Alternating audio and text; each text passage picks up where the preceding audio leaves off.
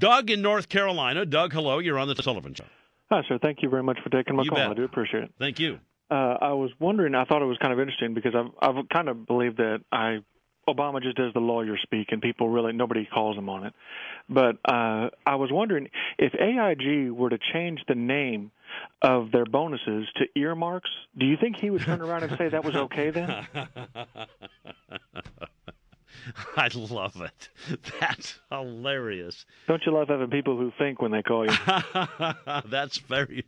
You should be writing for Jay Leno or something. That's a great line. No, don't say that. My wife will kill me. It's true. That is true. I mean, it's so phony. They're taking.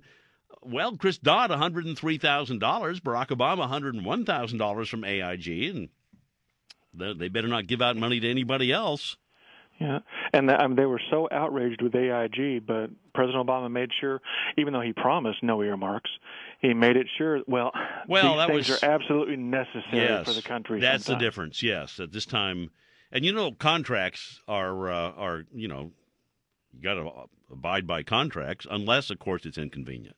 Or you're in the NFL. And you don't, when it comes to paying your taxes, you have to pay your taxes, unless, of course, you're the Treasury Secretary. Or a Democrat who's going to be in the cabinet. Yeah, I mean, I'm sorry. Are you starting to get the sense that this is not working out too well?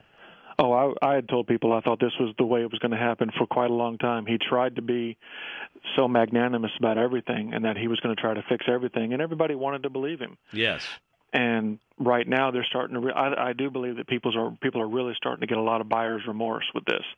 But I really hope at one point somebody looks at him when he says, I inherited this.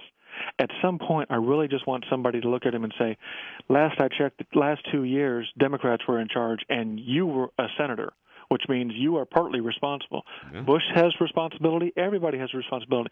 But I hate it when he sits there and places all the blame on Bush, and nobody ever calls him on it. Yeah, well, at some point, it's going to be his. And I, for the life of me, hope that it doesn't turn out to be worse than it is, because, I mean, it's our country. We're watching our country being pulled apart at the seams, and this is not the big unifier, that's for sure. The people who'd rather sit there and be given stuff outweigh the people who would rather work for it. At least. Oh man, now I'm really reaching out into Richard Nixon's silent majority. Are the people that are crying for stuff, saying "Give me more, give me more, give me more," are the people that are the ones that are making the big noise. But if you see the photos that I have, I don't know if I can get them up on the website. I'll get them up on the Listener Club. We might have to do it after the show today. But the photos of everyday average Americans in Mesa, Arizona, holding up all these ridiculous signs because they're making fun of our president's programs. Mm-hmm. So that's where we are. We're making fun of these people. But if that had happened when President Bush was in office, that would be all over, front page, everywhere. I know. But you haven't seen any of this, so I'll put it up on my website. We'll get the photos. That's what I love about the website. We can do this stuff much easier now than we ever could before. Hey, Doug, thanks. I love the line about the earmarks.